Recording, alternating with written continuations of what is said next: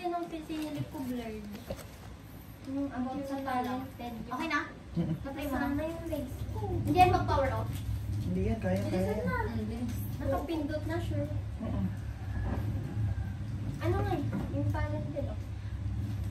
Go, ikaw yung sa talented. 1, 2, 3, go. Wait lang. 1, 2, 3, go.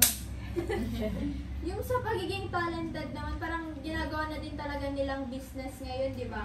Yung sa pag-crochet nila, yung sa parang passion nila sa pag-bake, ginagamit na nila sa paggawa ng mga cookies, gano'n. So, talagang ginagamit na talaga nila yung talent nila para kumita ng pera. So, agree talaga ako dun sa talented ngayon. Yeah. Tsaka yung ano, parang na-observe ko din na some Gen Zs are really trying to make their passions into their full-time career. In comparison sa older generations, diba usually ang mga payo nila sa atin is hindi magiging profitable, hindi ka makakapag-ipon dyan sa ginugusto mo maging career. Ganyan. Sa mga art. Oo, yun. Ang sinasabi niya, hindi, dito ka na lang sa maging accountant ka, madaming opportunity, maraming pera doon, ganun. Which is, maganda rin na hindi na nag-a-adhere yung generation natin sa ganung kind ng mindset. Tinatry na nilang maghanap ng paraan para pagkakitaan din nila yung passions nila. Hindi lang sila masaya sa ginagawa nila, napagkikitaan tayo. Yeah. Next. Sabi pa ba kayo? Most of us Gen Zs kasi confidence tayo na is-showcase yung talents natin. Kasi sayang naman kung hindi natin papakinabangan, like yung magbe-bake, ganon nga yung sinabi niya ate. Sayang naman. Okay. Next. Till they got contented. Next na. Next na lang.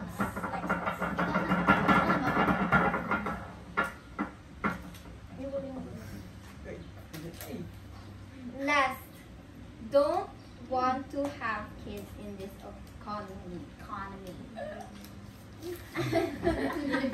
Totoo yung mga nasa in a relationship or yung mga nagpapakasal, kahit mga single, mas pinipili na nilang mag-alaga ng mga pusa, aso, gano'n. So, kasi parang less responsibility daw yun, tapos gastos lang din, sabi nila. So, pero sa akin naman, opinion ko, gusto ko talagang magkaroon nga ng anak. Tulad nga sabi ko kanina, as only child, girl, parang gusto ko yung ma-feel na yung future kids ko is, parang ma-feel nila na hindi sila nag-iisa. So, 2 to 3 ganun siguro. Pag financially stable na, gano'n.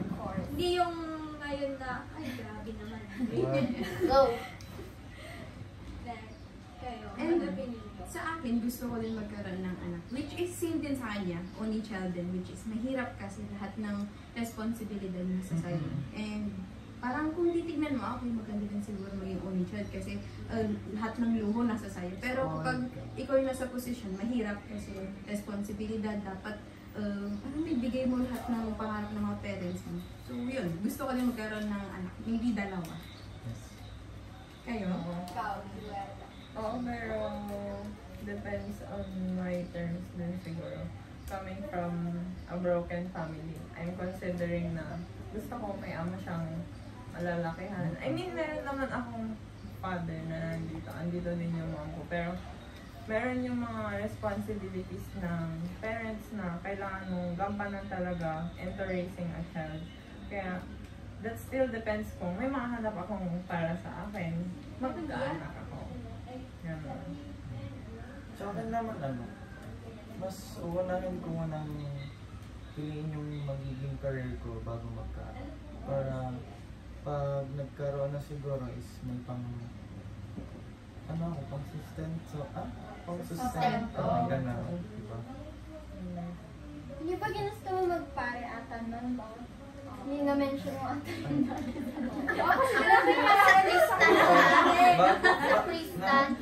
Ano nangyari sa dream natin? Bala ko din talaga magpare. Kaso, Ay kasi nagsiserve ako sa chapel natin, pero sabi ko, parang hindi ko kakayanin. Kaya yun sige, parang nakakaingit din kasi na magkaroon ng anak in the future, and kasi pag tumanda ka sila lang din makakasama mo. Tulong din sila. For me naman, gusto ko, trabaho muna ako, marami ako ng pera bago ako mag-anak. Gusto ko rin ng boy and girl, para alam mo yun, may laro-laro sila. Laro. Yeah! Ako naman, feel ko, kaya nasabi dyan, they don't, Gen Zs don't want to have kids in this economy. Kasi, since marami nang tayo na-observe na sa social media, kung gaano nga naman talaga kalaganap ang kahirapan dito sa bansa. And usually, ang root nun is either yung sa maagang nagpapamilya, di ba? Yung mga early pregnancy, ganyan, yung mga walang family planning. Yes. And yun, given na rin yung corruption. Pero since mga Gen Zs, aware sila sa part na yun, sa malaking issue na yun, parang nagiging aware din tayo kung gaano nga naman talaga kahirap magkaroon ng sariling pamilya, di ba? Siyempre, gugustuhin mo rin naman na maibigay muna sana yung deserve din ng mga magiging anak mo, ganyan. So, kailangan mo na talagang i-build up yung sarili mo as a parent. Siyempre, kailangan financially stable, para naman bigyan sa kanila yung masustentuhan mo sila. Kasi lahat ng, ang hirap at, wow, parang speaking from experience. Hindi. Siyempre, na-observe ko rin yung parents ko naman kung ano yung paghihirap nila na para pag-aralan ako, na apat pa kami magkakapatid, so it's really not easy din. So, yun. Travel muna tayo ngayon. Yes. Travel.